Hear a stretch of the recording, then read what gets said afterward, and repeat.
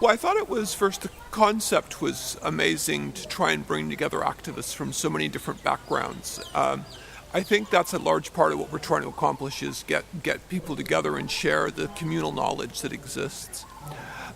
So the process in planning is amazing. I also liked the democratic ethos of how you ran the school, and I think that was it is we talk as a community and we ask how we will proceed, and we are flexible to incorporate voices and ideas and change.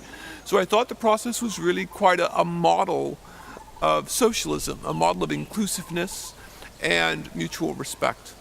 I think our focus should not be on trying to get the true or correct interpretation of Marx. It is trying to build ideas and draw on intellectuals, scholars, activists to gain an understanding of the world. And I think the Marxist tradition is very diverse. And Marx was a very broad and complex thinker. So there's many ideas that can be drawn from Marx. And I think that's why you see such a diversity of interpretations.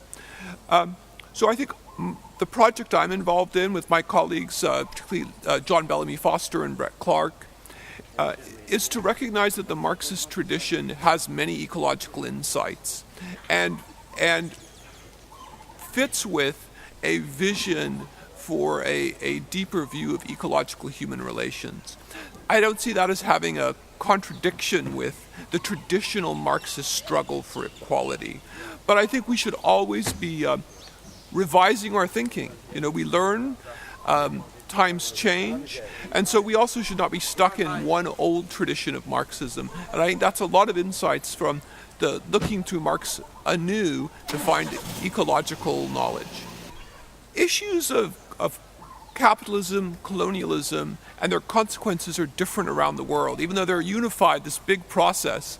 And I think that's one of the things I've learned is just the particularities. I mean, for one thing, the very distinctive situation in the Indian Ocean, in Mauritius, Rodrigue, Réunion, the Seychelles, is not the same as everywhere, and each place is distinct. And I found that to me, and our brothers and sisters from continental Africa, and Madagascar, how much they had to teach us about the distinctive features of where they are and the common processes. So I think for me it was very educational to see that there is this overall process in the globe of capitalism, but it's not the same everywhere, and we should learn from each particular place. And I do think one of the problems in the United States and Europe is we tend to be too centered on the Northern Hemisphere in our thinking, and I think this was very good to bring in that broader perspective.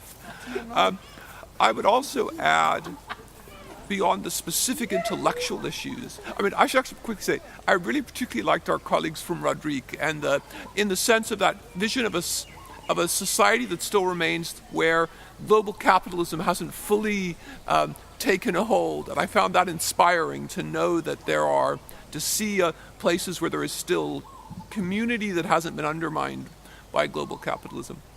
But also I take back, I think, and I have to say in a very emotional sense, inspiration. It's being an activist in this world can be very heartbreaking. In my own country where we have Donald Trump and things are getting worse, and the United States does so much bad in the world, it can be disheartening. And I think I took a lot of inspiration by the solidarity, but the genuine love and community I felt here, and that really is important to keep us all going.